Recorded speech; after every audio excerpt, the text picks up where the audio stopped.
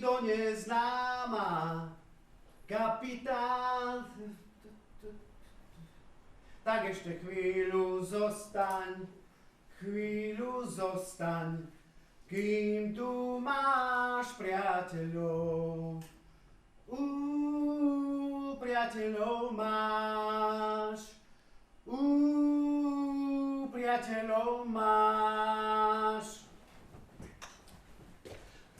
Dobré ráno, budíček, vstávať, otvoriť okná, vyvetrať smrad, obliec sa a rýchlo na raňajky. Kto nepríde do jedálne do 15 minút, bude bez raňajok. A nech neprídem ešte raz. Bez tejto vety ráno v detskom domove som si nevedel predstaviť. Kým som si nezvykol, vadilo mi to, ale potom som si to už užíval. Čakal som, kedy príde vychovávateľ alebo vychovávateľka a vykrikne tú zázračnú vetu. Dobré ráno, budíček, vstávať, otvoriť okná, vyvetrať smrad. Najväčšie upratovanie bolo vždy v sobotu od 9. do 16. Neznášal som to. Na izbe nás bolo niekedy aj 7. Izba 4x4. To bolo smradu. Často sme si premiestňovali nábytok. Veľakrát dosť nezmyselne. Napríklad veľkú, mohutnú skriňu sme premiestnili k oknu. Takže sme tak zabránili prirodzenému svetlu do izby. Alebo veľkú poschodovú posteľ sme premiestnili k dverám. Takže vstup do izby bol takmer nemožný. Najväčšie upratovanie bolo vždy v sobotu od 9. do 16. No neznášal som to. Ale ja som to už potom flákal. Takže upratané som mal 9:15. Nikdy som nevedel, ako som sa dostal do detského domova. Myslel som si, že som sa v ňom narodil.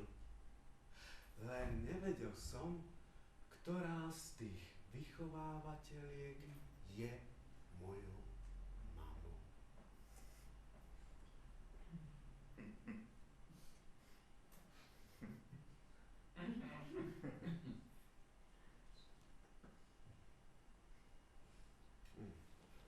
Neskôr som zistil, že ani jedna z nich nie je mojou mamou, teda aspoň nie biologickou. No potom som sa stretol aj s mojou biologickou mamou. Ale o tom potom. Keď som bol malý chlapec, vraj som bol dosť tučný. Miloval som sladkosti. Stačilo mi vypúliť oči ako kocúr Garfield a mal som všetko. Na izbe nás bolo niekedy aj 7, takže tých sladkostí som mal dosť nakradnutých. Ale keď mi tí spolubývajúci na to prišli, jedna facka, druhá facka a bolo vyriešené. Ale keďže som bol obľúbenec u vychovávateľiek, naschvál som kričal a reval, až kým jedna z nich neprišla. Pusti ma! Nebij ma! Pusti ma! Čo to? Oni ma bijú. A zrazu som bol v jej náručí. Kým im dávala zákazy, ja som si zvesela ronil slzy ako bytič. A prečo som bol taký obľúbenec? Nuž, lebo som bol maličký, čiernučký, s veľkými čiernymi očičkami a tučniak.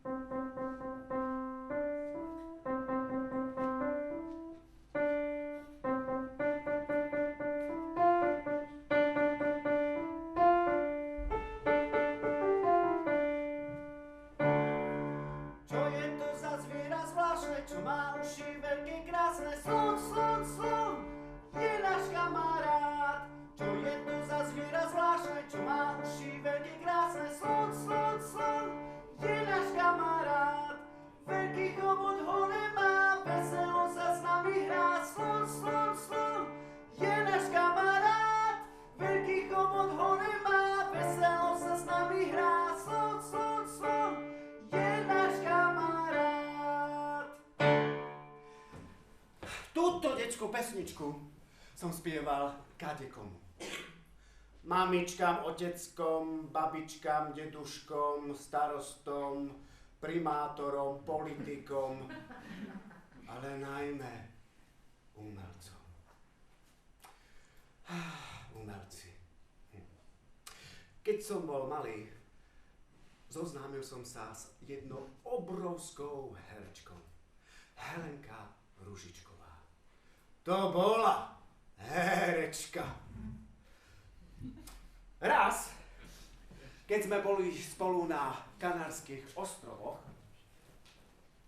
ležali sme spolu pri bazéne na lehátkach.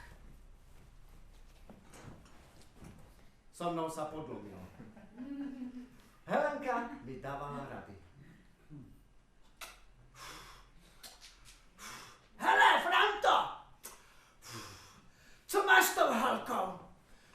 No, nič. Chodíme spolu. Máme sa radi.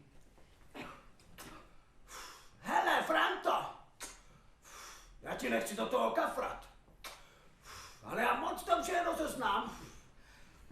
Když někdo kurvou je, a táhle ta kurva rozhodně kurvou je. Divodní, jen tě zneužije.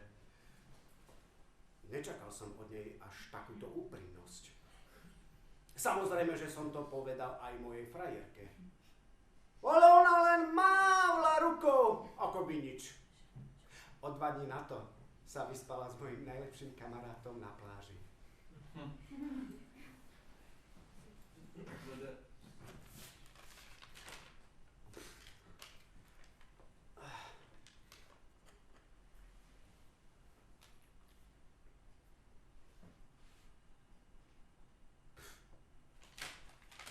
Láska domovácká. To vám je dobrodružstvo. To si nemôžete len tak chodiť za ručičky po chodbách detského domova. Kdeže, hneď vám na to prišli.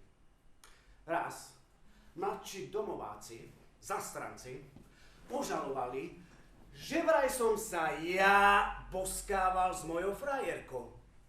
Samozrejme, že mali pravdu. Ale požalovali to ešte na jeden pár. Riaditeľka si nás všetkých nechala zavolať do jedálne. Tesne pred večerou.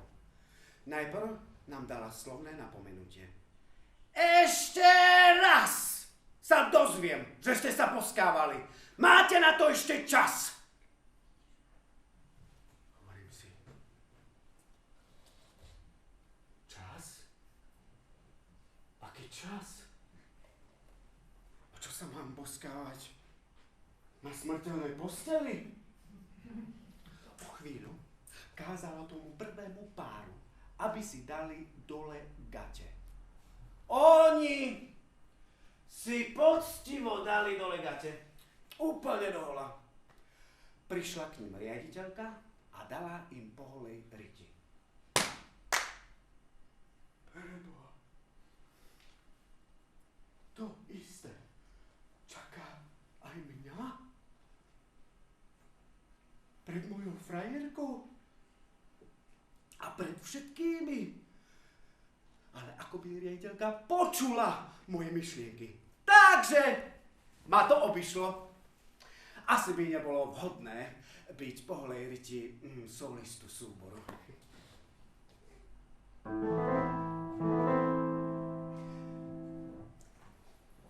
Počas pobytu v detskom domove som mal s mojou frajerkou jediný konflikt. Strašne jej vadilo, že viac času trávim pri klavíri ako s ňou. Dokonca mi dala raz aj ultimátum. Čau, Fero.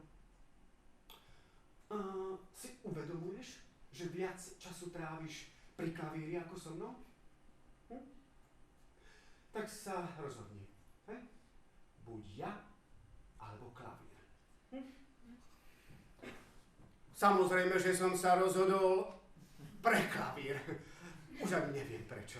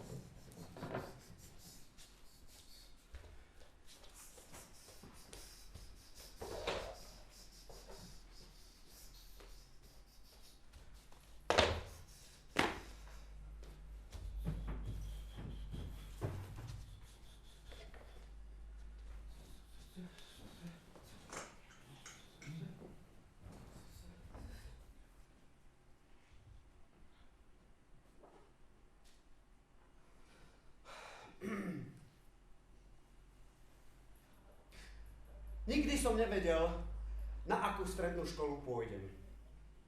Rozhodli vychovávateľia. Vraj som bol dosť mľandravý, stále mi niečo padalo z rúk, vždy som sa o niečo podkýnal. Takže hotelová. Otváral sa tam vtedy barmanský kurz. V tom období som chodíval k jednej rodine do Bratislavy. Bol to dobrý vzťah. Raz mi Ujo pri večeri u nich doma sa ma našťastie niečo opýtal. Tak, Verko, ako ide škola? No, tak dobre. Nové predmety, noví ľudia. A viete čo? Ide sa tam otvárať barmanský kurz. Ale nič z toho. A prečo, Verko? No lebo ten kurz stojí 3000 korún a detský domov na to nemá. A to nie je problém. My ti to zaplatíme. Dali mi 3000 korún. Keď som už bol späť v detskom domove, rýchlo som išiel za riaditeľkou.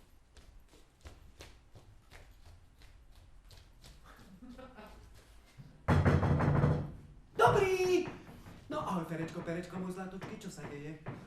No viete čo, taká vec, teraz na hotelovej škole sa bude otvárať barmanský kurz, ale asi nič z toho. A prečo, Ferečko, môj zlatučky? No lebo ten kurz stojí 3000 korún a detský domov na to nemá. A dokedy ti to treba zaplatiť, Ferečko, môj zlatučky? No asi tak do konca týždňa. To tak niečo vymyslíme, Ferečko, môj zlatučky. O pár dní si ma znova zavolala. Dobrý! No ahoj, Ferečko, môj zlatučky. Tak, tu máš tých 3000 korún, to máš z nadácie, tak si to pekne zaplať. Dobre, Ferečko, môj zlatučky. Dobre. Dobrý! Zrazu som mal v rukách 6000 korún. 3000 korún som investoval do barmanského kurzu, ale mal som vreckové 3000 korún. V tom období sme dostávali vreckové mesačne 15 korún. Keď som už mal po barmanskom kurze, často som chodíval spievavať na ples. Tak som im tentokrát povedal, že nebudem spievať, ale že im urobím barmanskú show. O pár dní mi zavolal tajomník fakulty.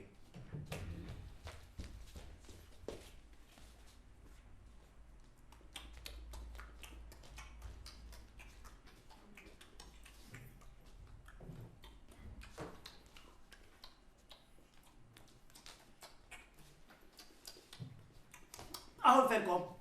No, počúvaj, Ferko, takto.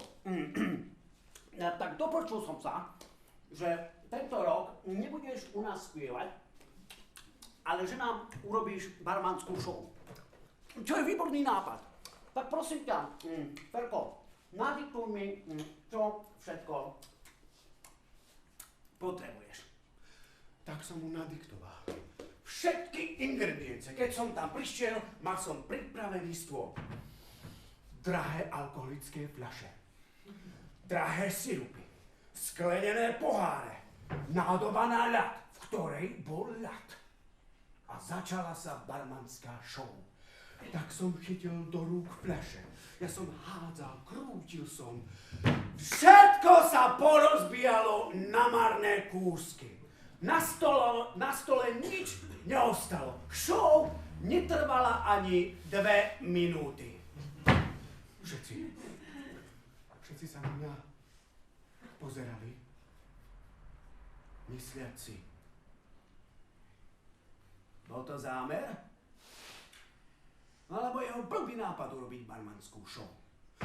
Už tak ja som rýchlo išiel k mikrofónu a zo mňa už len vyšlo. A teraz už pesnička. Už tak začal som spievať, dúfajúc, že sa na všetko zabudne. Ale nielen, že sa zabudlo na barmanskú show, ale veľmi rýchlo sa zabudlo aj na mňa. O pár dní mi opäť volal tajomník fakulty.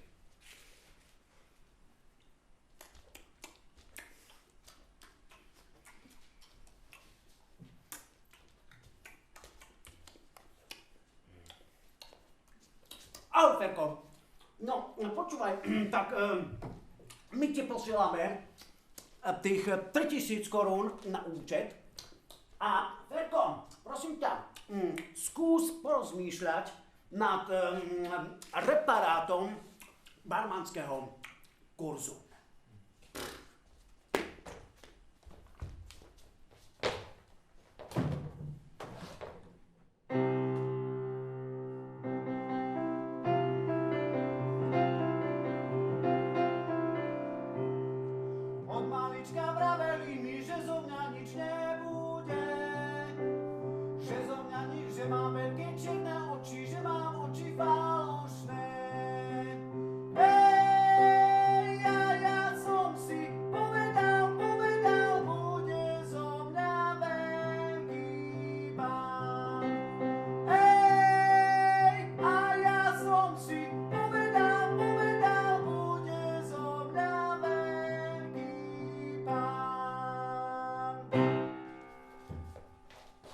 Spomínal som vám, že som chodieval k jednej rodine do Bratislavy. Bol to dobrý vzťah. Raz mi Ujo zrazu hovorí. Erko, keďže budeš mať už tých 18 rokov, boli by sme radi, keby si sa k nám nasťahoval. Navždy. Tak som si povedal, prečo nie? Zobral som všetky knihy a išiel som ich odovzdať predčasne do školy. Profesori namietali, chceli, aby som najprv dokončil školu a až tak odišiel. Nuž, riaditeľka mi volala každý druhý deň. Ale keďže videla, že som už rozhodnutý, tak ma nechala tak. Odovzdal som knihy, pobalil som si veci a odišiel som do Bratislavy. Všetko bolo fajn, všetko bolo OK, veľká Bratislava. Zrazu mi Ujo hovorí. Erko, je na čase, aby si našiel prácu.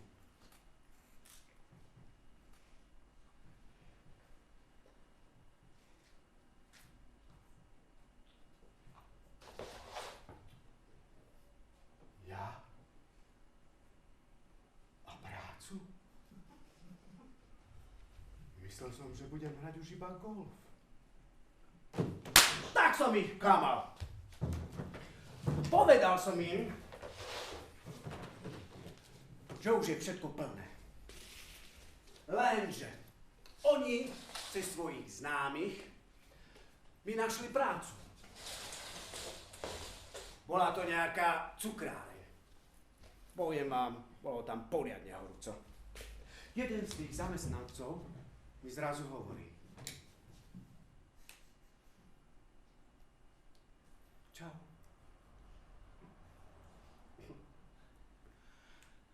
Ty si odkiaľ? Z Prešova. Aha. A v Prešove, tam ste všetci takí tmaví? Čo? To bol fór. A si gej? Nie. To je škoda. Pre teba. Pretože tým pádom sa tu dlho neohreješ. O pár dní prišiel majiteľ, odovzdal mi 3000 korún a poslal ma preč. Vraj by som nezapadol. Peniaze som minul za veľmi krátky čas. Zrazu mi ten Ujo zase hovorí. Erko, je na čase, aby si našiel podnájom, ktorý si budeš sám platiť, aby si sa tak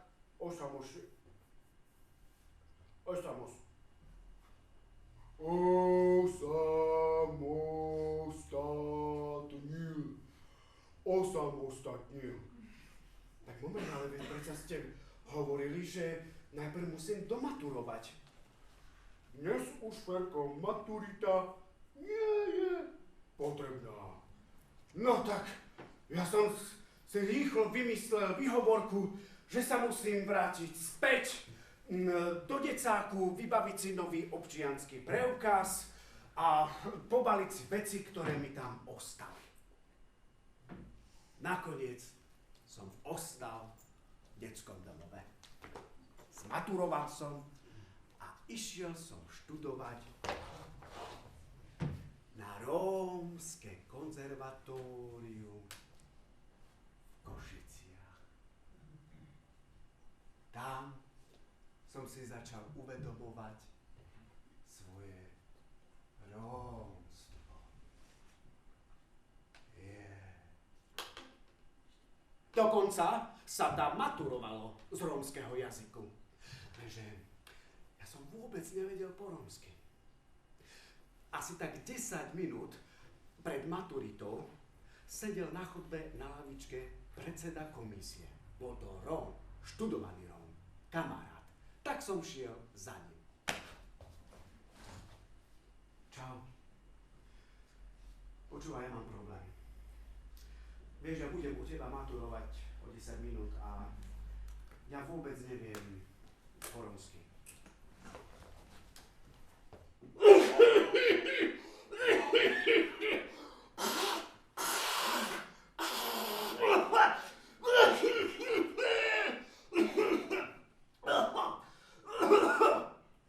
Čo? Nože ja vôbec neviem po rómsky.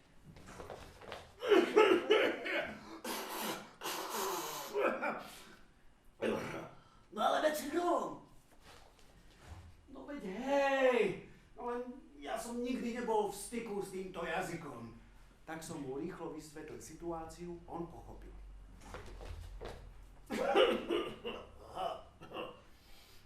Tak to som nevedel. No, čo s tebou? Vieš nejakú rómsku neznámu pesničku? Hej, viem. No, tak ja ti budem dávať otázky a ty budeš odpovedať tou neznámou rómskou pesničkou. Tak som povedal, dobre. Začala maturita. Tak, pán Balók, otázka pre vás. Šajvmange penes pale romanie história.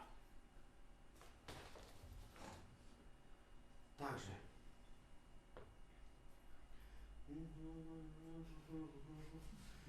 Niko Nadžanev, Kataro Roma Ave, Javon Sasavore, Ojamen Roma Vičinen, Oji Vipe,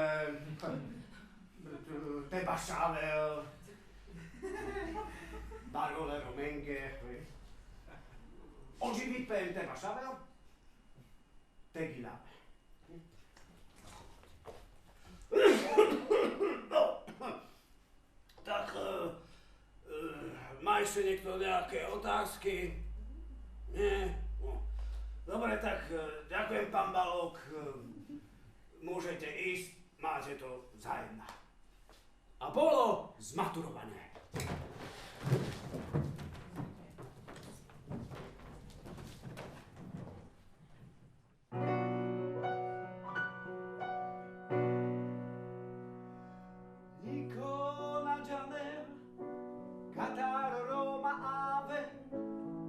Javon Sasavore, ojamen Roma vicine, Niko Nadžanev, Kataro Roma Ave, Javon Sasavore.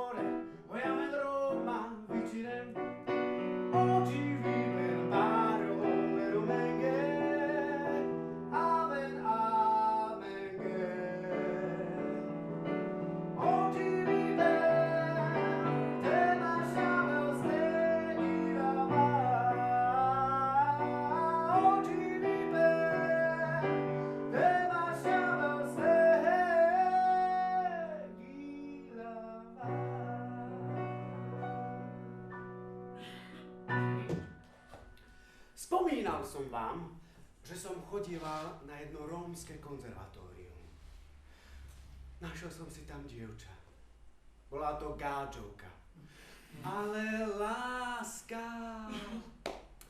Raz, keď sme boli u nich doma na obede, všetci sa niekam rozprchli a ostal som pri stole iba ja a aj s jej otcom.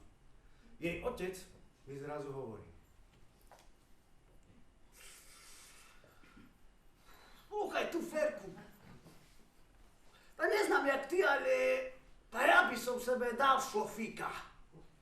No tak mu hovorím, dobre, tak prečo nie? Tak si dám s vami.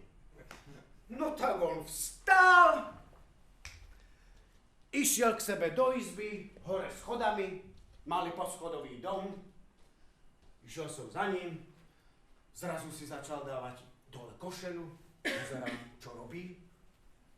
On sa obrátil a hovorí: Ty? To čo, Ferku? Ide sebe dať so mnou šlofíka? No nie, no veď vy ste povedal, že si idete dať šlofíka, tak si ho dám s vami. On sa tak na mňa pozeral a hovorí: Sluchaj tu, Ferku. Ty znáš toto šlofík? No to je akože dať si pol deci. No tak, on si obliekol košelu, vrátil sa späť do obývačky, všetkým povedal, čo sa stalo a začalo sa piť do rána. Odvtedy, keď tam prídem hocikedy na návštevu, tak prvé, čo sa ma ujo opýta: to co, Ferku, dáme sebe šlofíka?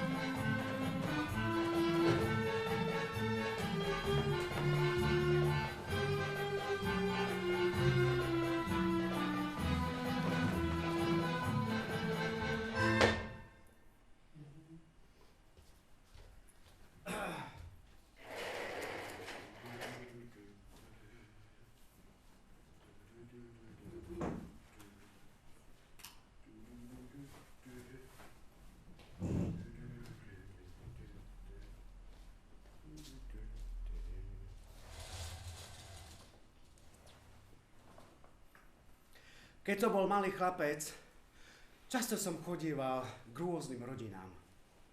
Napríklad do Prešova. Bola to pobožná rodina. Modlili sa ráno, na obed, večer a niekedy aj medzi tým. Raz prišli s takýmto nápadom: Ferko, dnes budeš ministrovať. Obliekli mi biele rúcho.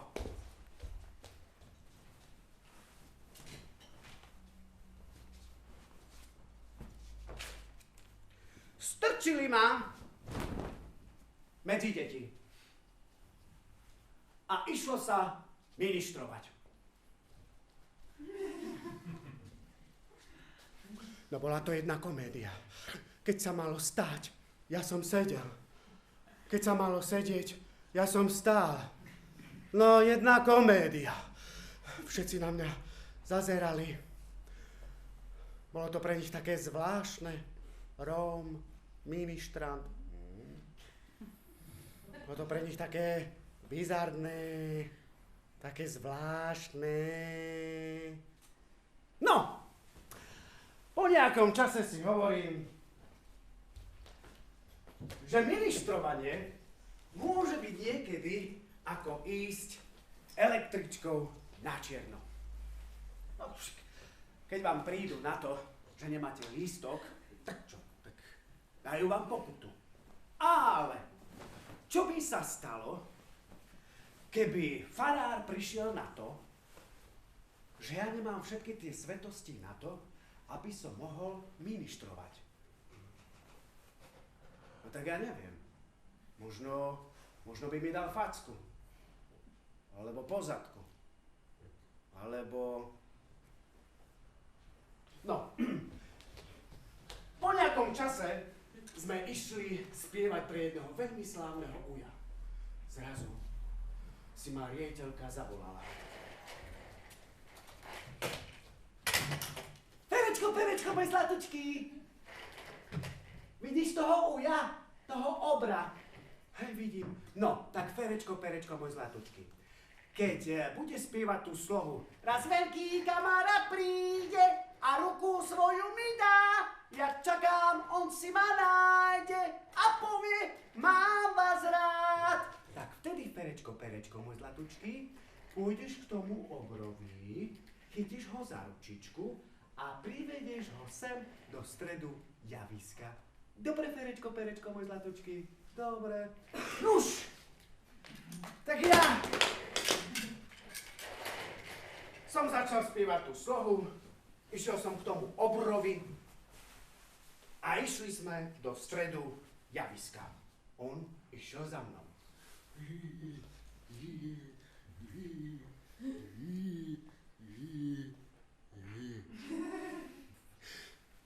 Zrazu všetci začali fotiť.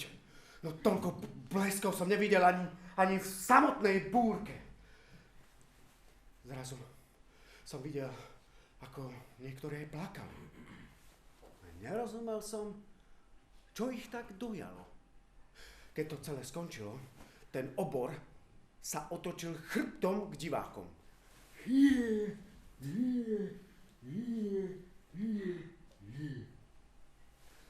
Podal mi ruku a niečo mi strčil do vrecka.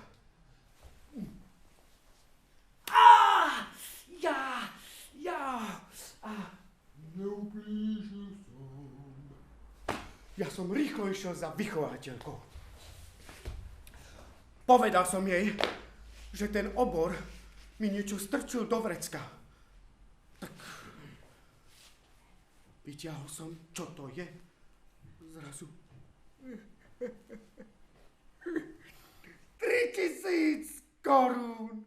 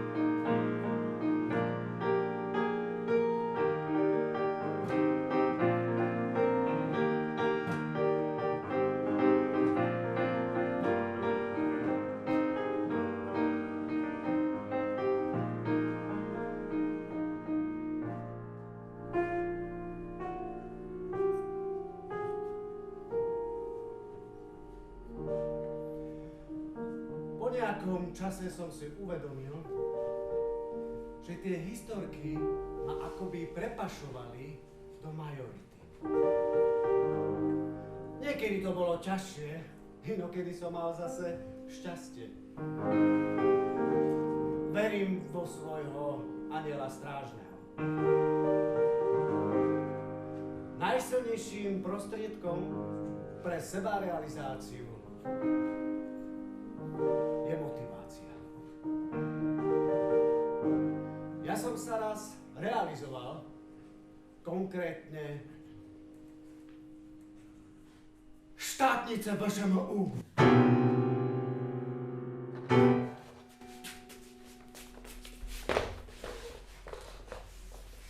Štátnice BŠMU, vyberám si otázku.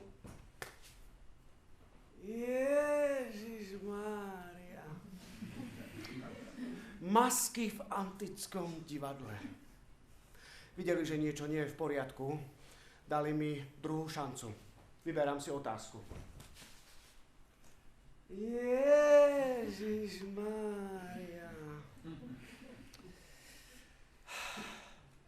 Divadlo krutosti. Vysvetlite pojmy. Už tak hovoril som o všetkom možnom, len nie o pojmoch. Zrazu mi jeden z komisie hovorí. Pán Malok, buďte takí láskaví, choďte na 15 minút von. No tak ja som išiel von. Som bol nervózny. Nevedel som, či mi to dajú alebo nie.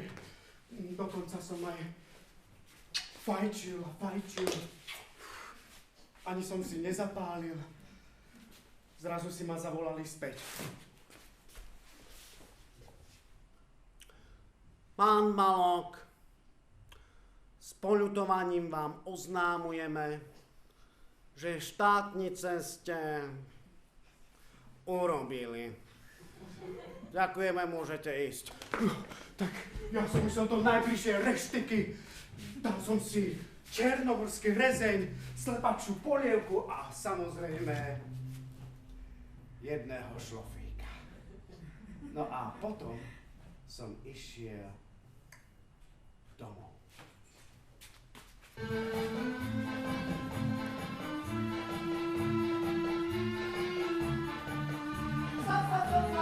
Stop music! Light! Thanks. Aby som nezabudol, na začiatku som hovoril, že som sa stretol s biologickou mamou. Tak moja sestra ma kontaktovala, že sa so mnou chce stretnúť moja mama. Už tak. Zapol som Skype, zbadám mamu. Moja mama sedela z profilu, nevedela, že ju vidím. Fajčila cigaretu.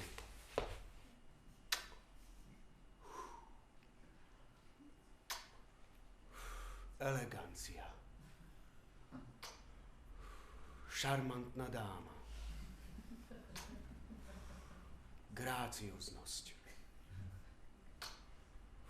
A zrazu. To sú ty! No však sa na teba pozerá. Sú! Ferko, Ferečko, môj krásny, Ferečko, môj krásny. Však prepáč mi, nie? A so, auto máš, si bohatý a máš frajerku, cigánku či gáčovku. A vtedy som pochopil, po kom to všetko mám. Zistil som, že moja mama je veľmi talentovaná herečka.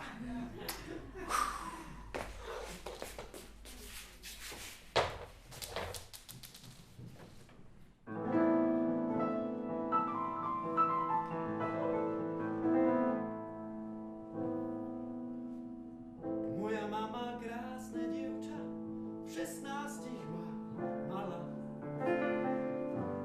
Bol som už jej tretie dieťa, preto sa ma vzdala. Kým čakala sociálku, tou Lénu dala dávku, cigu zapálila. Verinko, môj synček zlatý, dáme spolu reč. Ešte som len sama dieťa, musí ísť domov preč. My sme deti tejto zeme, všetko je to naše. Čo nemáme, to vezmeme, ako by si našiel. Daj mi, daj mi, daj všetko, čo mám mať. Hoppá! Daj mi, daj, chcem